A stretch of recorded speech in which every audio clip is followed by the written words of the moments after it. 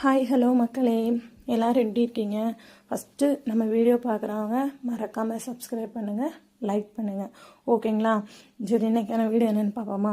லாஸ்ட்டாக நான் ஹாஸ்பிட்டலுக்கு ஸ்கேன் எடுக்க போகிறேன்னு சொல்லி மட்டும்தான் ஒரு அப்டேட் கொடுத்தேன். அதுக்கப்புறம் நான் எந்த அப்டேட்டுமே நம்ம சேனலில் போடலை.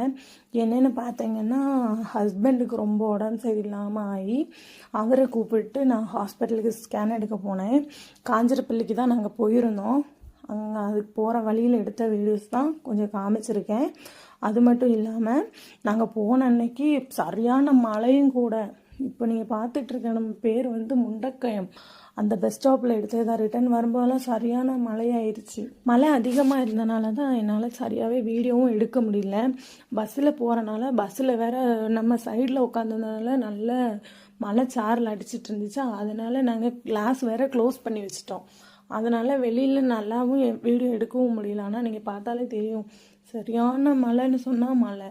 சரி, ஓகே. அங்கேருந்து நேராக வந்து டாக்டரை பார்த்துட்டு அங்கே ஹஸ்பண்டுக்கு எந்த பிரச்சனையும் இல்லைன்னு சொல்லிட்டாங்க.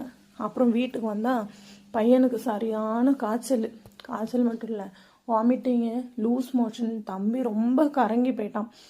அதுக்கப்புறம் அவனை நாங்கள் ஹாஸ்பிட்டலுக்கு கூட்டிகிட்டு போனோம்.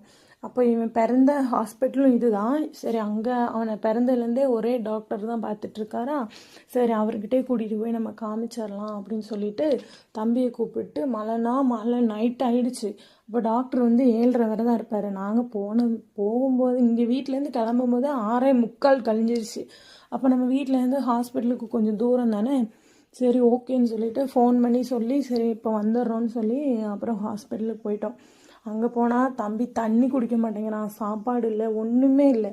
சரி, ஓகே அப்படின்னு சொல்லிட்டு ரெண்டாவது டாக்டர் கேட்டார், இந்த மாதிரி இது இப்படி 3-4 நாள் ஆயிடுச்சுல, அதனால் பேசாமல் அட்மிட் பண்ணிடுங்க, பார்த்துக்கலாம் அப்படின்னு சொல்லிட்டாங்க. அதுக்கப்புறம் சரி ஓகேன்னு சொல்லிவிட்டு தம்பியை கொண்டு போய் நாங்கள் ஹாஸ்பிட்டலில் அட்மிட் பண்ணிட்டோம். அதனால தான் சரியாகவே நம்ம வீடியோவே போட முடியல. அதுக்கப்புறம் என்னாச்சுன்னு பார்த்தீங்கன்னா, தம்பிக்கு வந்து வெயினே சுத்தமாக கிடைக்கல. என்னன்னு பார்த்தா அவன் ஒன்றுமே சாப்பிடலையே, தண்ணி கூட குடிக்க மாட்டேன்ட்டான்.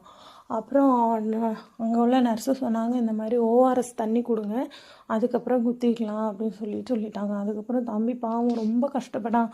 மாறி மாறி குத்துனாங்க. 4-5 தடவை குத்தி பார்த்துட்டுமே அவனுக்கு வெயின் சரியாகவே கிடைக்கல. தம்பினா ஒரே அழுக. அப்புறம் எப்படியோ வெயின் கிடச்சிட்டு நெக்ஸ்ட் வீடியோ